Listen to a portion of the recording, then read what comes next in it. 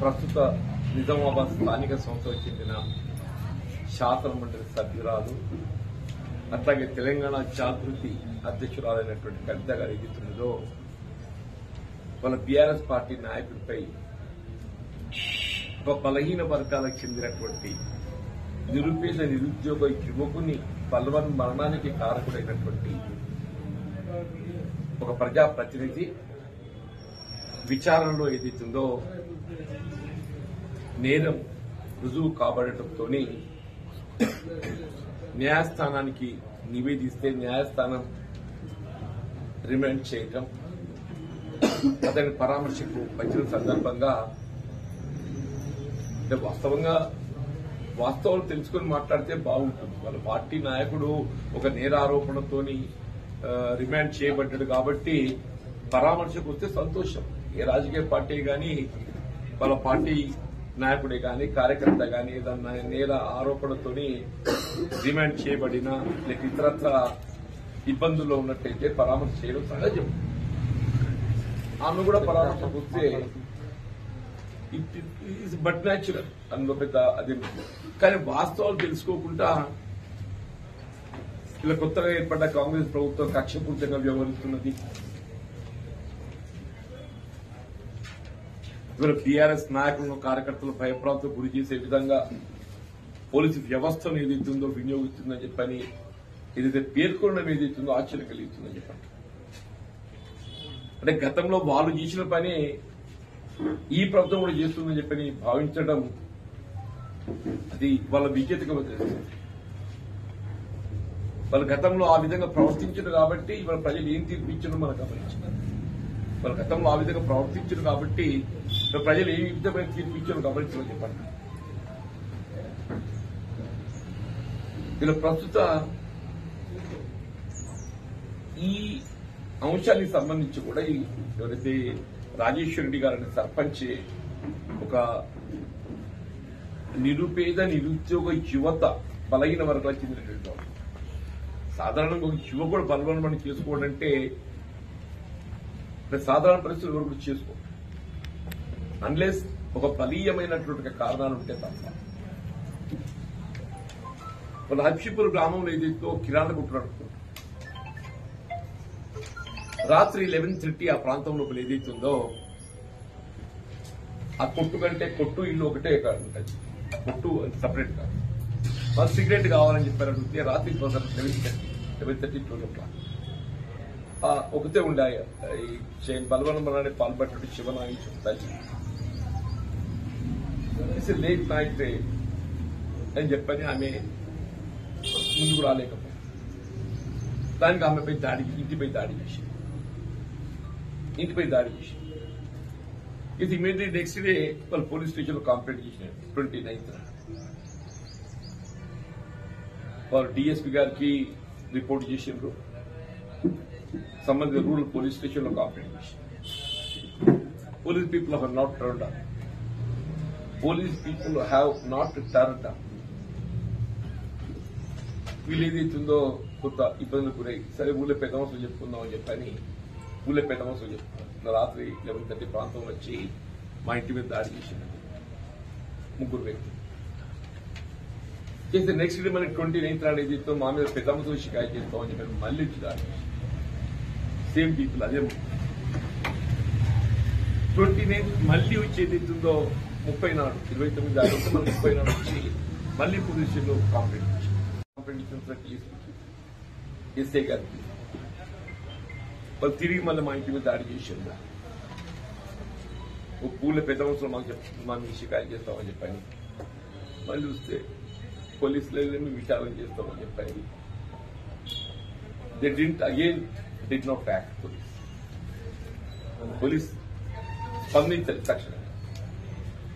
నిజంగానే పోలీసు గట్ట తక్షణమే స్పందించి ఉంటే ఈ అమాయక యువకుడు ఏదైతే బలయ్యేవాడు.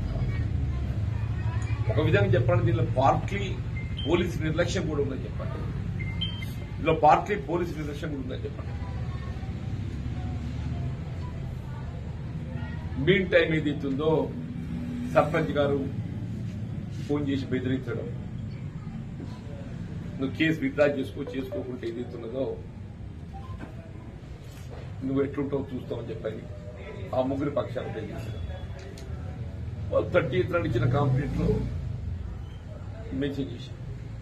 ఆయనక పాపం ఫస్ట్ నాడు ఏదైతుందో నిరుపేద నిరుద్యోగ యువకుడు ఏదైతుందో సారంగపూర్ మండలం పట్టపల్లిలో ఒక చెట్టుకు హ్యాంగ్ చేసుకొచ్చారు. అప్పుడు సారంగపూర్ పోలీస్ స్టేషన్ లో complaint lodging police station on first ఇవాళ కాదు 1st of October complaint was lodging Sarangpur police station on 1st of October 1/10/2023 నాటి కంప్లైంట్ లాడ్జింగ్. అప్పుడు రాష్ట్రంలో టీఆర్ఎస్ ప్రభుత్వం అధికారంలో ఆ ముగ్గురు దాడితో పాటుగా సర్పంచ్ గారు కూడా థ్రెట్ చేసేందుకు సర్పంచ్ గారు కూడా థ్రెట్ చేయడంతో నా కొడుకు ఏదైతుందో బలవాన్ మరణానికి పాల్పట్టడం అని చెప్పని ఇది 1/10/2023 నాడు కంప్లైంట్ చేసింది. అప్పుడు రాష్ట్రంలో టీఆర్ఎస్ ప్రభుత్వం అధికారంలో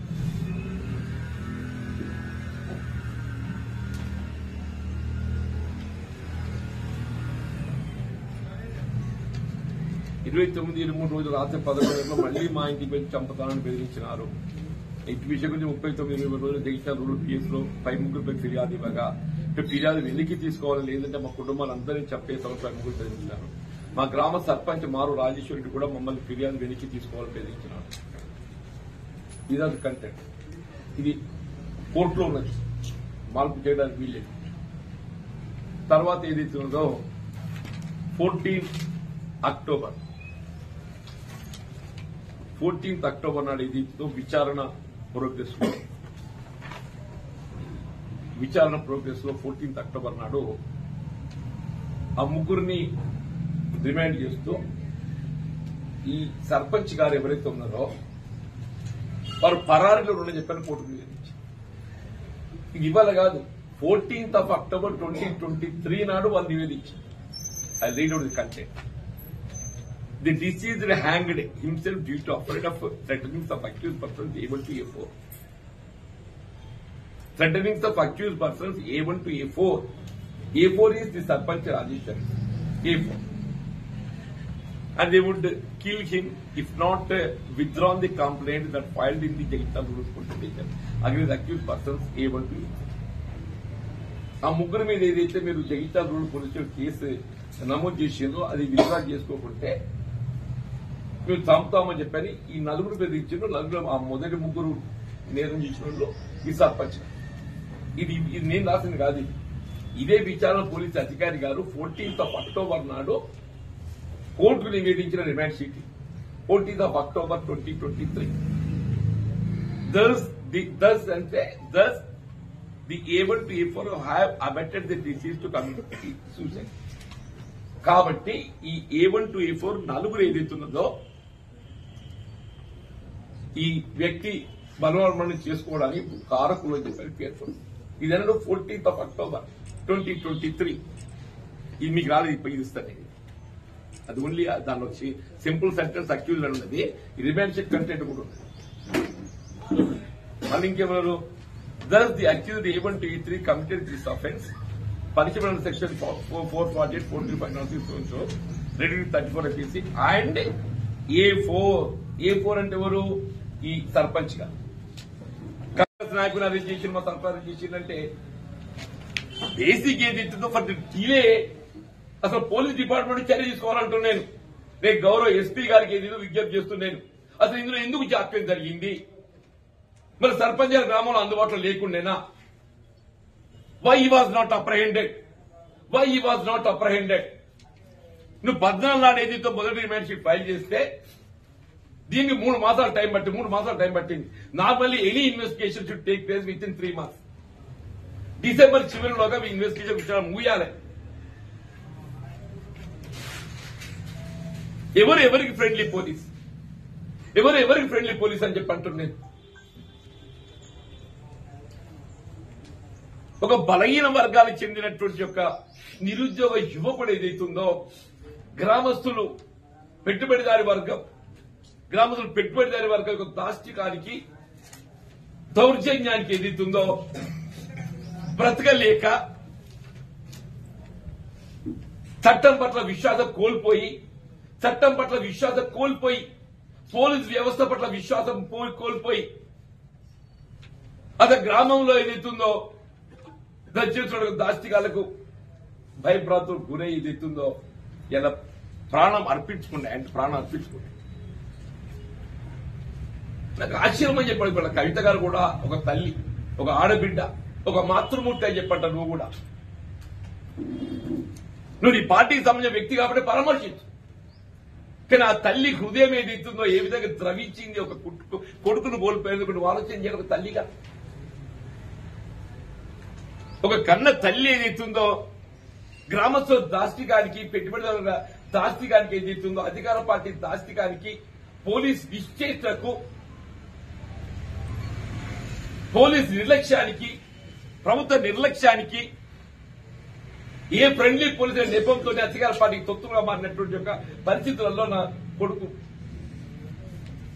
జీవితాన్ని ఏదైతుందో మరి అర్పించుకున్న త్యాగం బలవన్ పాలైనా నేను నిజంగా అప్రిషియేట్ కవిత గారు ఏదైతుందో ఆ కన్న తల్లి కూడా పరామర్శించి అప్రిషియేట్ చేస్తూనే అంటున్నాను.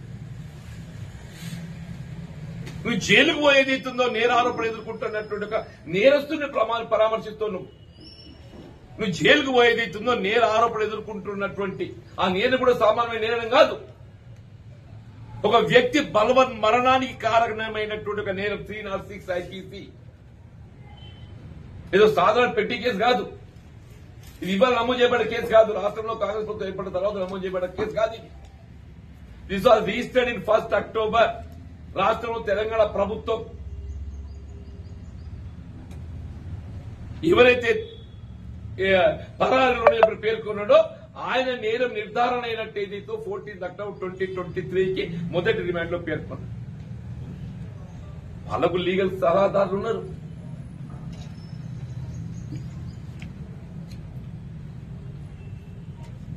ఆ మృతి చెందినటువంటి యొక్క కుటుంబాన్ని పరామర్శించి ఆ కన్న తల్లిని ఓదార్చి, ఆ కన్న తల్లిని ఓదార్చి ఎవరైనా కానీ కన్న కొడుకులు పోడగొట్టుకుందే కారణం ఏదైనా కానీ ఆ కన్న కొడుకులు పోడు ఆ కొడుకు వస్తాడే వల్ల ఈ రాజకీయ కారణాలతో నెపం నెట్టుకుంటూ రాజకీయ కారణం నెపం నెట్టుకుంటూ ఒక కన్న తల్లి హృదయం ఏదిస్తుందో ఏ విధంగా తెలిస్తే పోయిన 25 ఏళ్ల కొడుకే అంటున్నా. 25 ఏళ్ల కొడుకు వాడు కంప్యూటర్ కోర్సు నేర్చుకున్నాడు. ఆ కుటుంబాన్ని ఆదుకుంటాడు. పెళ్లి కాలేదు, వారి జీవితం 25 ఏళ్ల కొడుకు బలహీన వర్గాలు నిరుద్యోగ యువకుడు ఏదైతుందో వీళ్ళ ఆత్మత్యాగం భగవన్ మన పాల్పడంటే దయచేసి పరిస్థితులు ఊహించండి చెప్పండి. ఎంతో రాజకీయ కోణం మీద మానవత్వం లేదా మీకు? ఎంతో రాజకీయ కోణంతో మానవత్వం లేదా అని చెప్పంటూ నేను ఒక మానవీయ కోణంలో ఆలోచన చేయండి, ఒక మానవీయ కోణంలో ఆలోచన చేయండి చెప్పంటున్నా.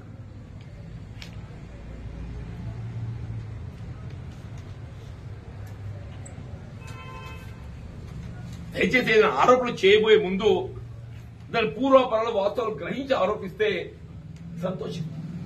మీ పరామర్శకు మేము భిన్నం కాదు.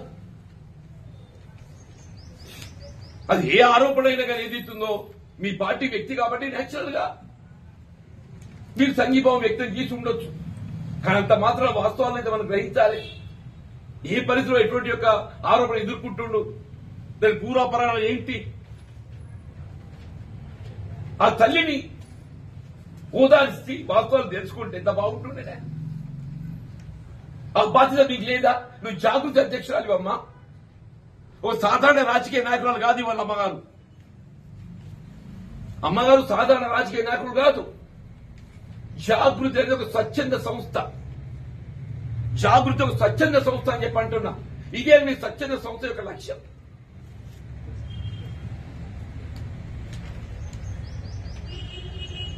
మీరు ఇప్పటికే స్వతంత్ర వ్యవస్థతో నేను విచారణ చేపించాను అమ్మా. ఇప్పుడే నువ్వు స్వతంత్ర వ్యవస్థతో విచారణ చేపించాను చేయడమ్మని చెప్పి అంటున్నాను. డెఫినెట్లీ అసలు వాస్తవం ఇతని చావుకి ఏదైతుందో party police department are also responsible. Police గట్ట సరైన సమయంలో స్పందించి ఉంటే ఈ పిల్లవాడు బలి కాకపోతుందని చెప్ప పోలీస్ నిర్లక్ష్యం because of police friendly with BRS party. BRS party friendly police కాబట్టి ఏదైతుందో గ్రామంలో ఒక సర్పంచ్ గారు గ్రామంలో లేడు అప్స్టాండింగ్ లో పరారీలో ఉండే చెప్పంటే మరి ఆ ఎస్పీ గారు విచారణ చేయాలని అంటున్నా. ఎస్పీ గారు విచారణ చేయాలి. 14th Octoberకి వెళ్ళేది till is arrested on 17th is arrested till is arrested 17th అంటే 3 మాసాలే. 3 మాసాలు ఏది ఇస్తుందో ఒక గ్రామ సర్పంచ్ గారు ఏది ఇస్తుందో పోలీసు దొరకకుండా ఆయన ఎన్నికల్లో ప్రధాన ఇన్ఛార్జ్ అక్కడ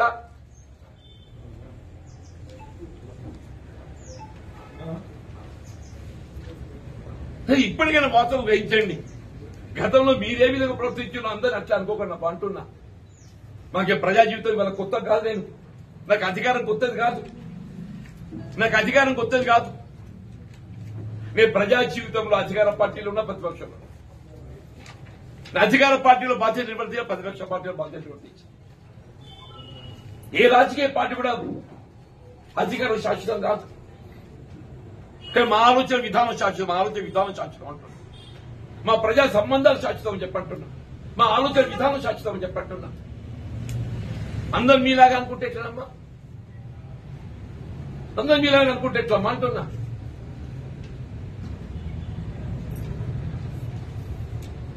ఈ సంఘటనకు సంబంధించి ఎమ్మెల్యే గారు మాట్లాడి వాళ్ళ కార్యకర్త కాబట్టి మాట్లాడినప్పుడు నేను రెస్పాండ్ కాలేనే. ఆ గ్రామ మా దామోదర్ రెడ్డి గారు రెస్పాండ్. ఎప్పుడైతే నన్ను ఉటంకిస్తూ జీవన్ రెడ్డి గారు కక్షపూజ వివరిస్తుందంటే నాకు ఆశ్చర్యం కలిగినప్పుడు జీవన్ రెడ్డి గారు కక్షపూజ వివరిస్తే నీ వాళ్ళు చూడకపోతుందని చెప్పండి. తప్పు చేసిన కూడా తప్పు అన్నదంటే ఇట్లా అంటున్నాను. మీరు ఎన్ని దోపిడీలు చేసినా సహించుకుంటూ ఉండమంటారా? ఇప్పుడు కాళేశ్వరం ప్రాజెక్టులో జరిగిన అవినీతిని వెలికి తీయాలని చెప్పిన కోరుతుంది తప్పనాలి. మిషన్ భగీరథ జరిగిన కుంభకోణం వెలికి తీయాలని చెప్పిన తప్పనాలి. యాదాద్రి పవర్ ప్రాజెక్టు జరిగిన కుంభకోణం వెలికి తీయాలని చెప్పిన తప్పనాలి. ఈ రాష్ట్రాన్ని ఏదైతే ఈ కమిషన్ కక్కుర్తితో అప్పుల ఊపిరి నెట్టడం జరిగింది అది వెలికి తీయాలని చెప్పి కోరుతున్నాం తప్పనాలి. నాకు ఆ బాధ్యత లేదా?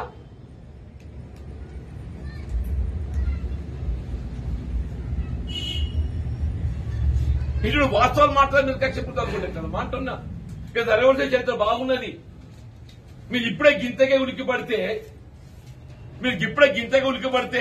మరి రాబోయే దినాలకి మీ ఎన్ని భావతలు చూడాల్సి వస్తుందో. అన్ని వెలికి వస్తాయి. ఏది దాగదు. అన్ని వెలికి వస్తాయి మీ భాగవతాలన్నీ. రాష్ట్రంలో టీఆర్ఎస్ ప్రభుత్వం ఏర్పడకుండా ముందు మీ స్థితిగతులు ఏ విధంగా కూడా ఇవ్వాలి. ఏ స్థితిగతులు వచ్చి బిఫోర్ 2014 వాట్ వర్ యూ?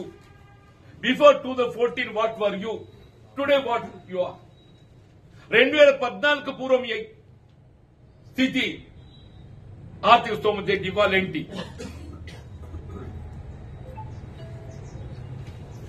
మరి ఆ విధంగా ఆర్థిక స్తోమం పెంచుకునేటువంటి ఒక మార్గాలు అందరూ చూపెడితే బాగుంటుంది కదమ్మా అని చెప్పట్ట అంటున్నా. అతను ఏది డెఫినెట్లీ రైట్ ఎస్పీ గారిని రాయబోతున్నా.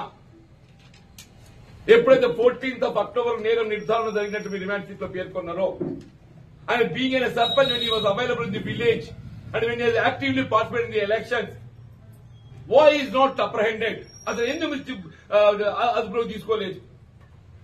ఎందుకు నిర్లక్ష్యం చేసిండు? ఫ్రెండ్లీ పోలీసు కాబట్టా? మీరు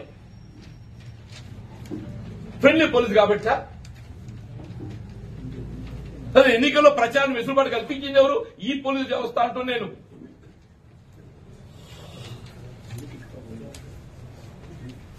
డెఫినెట్ రైట్.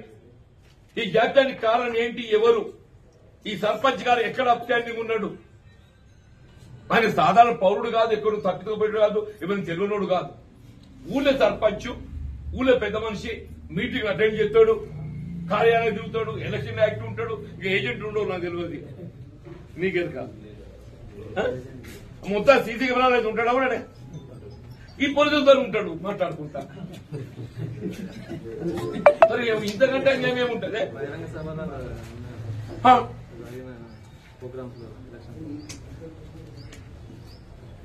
పోలీసు ఎవరికి వెసులుబాటు కల్పించింది? ఏ రాజకీయ పార్టీ వెసులుబాటు కల్పించింది?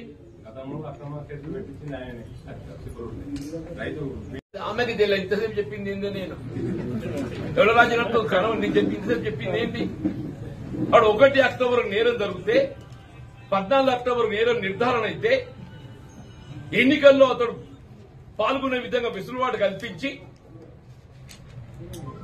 3 మాసాలు నిరీక్షించి బీఆర్ఎస్ పార్టీకి ఫ్రెండ్లీ పార్టీ వ్యవహరించింది పోలీసు అంటారు. నేను విచారణ చేయమంటున్నాను. నేను మేడం డిమాండ్ చేస్తున్నా, నేను డిమాండ్ చేస్తున్నా. Why the police failed in apprehending that fellow? ఆ సర్పంచ్ అరెస్ట్ చేయడం లోపల నువ్వు ఎందుకు పోలీసు ఇంట్రాక్షన్ చేసింది? దయచేసి గౌరవ ఎస్పీ గారు ఏదైతుందో మీరు విచారణ చేపిస్తారు. నేను డిమాండ్ చేస్తున్నా. ఆమె కాదు, నేను డిమాండ్ చేస్తున్నా అంటున్నా. నేను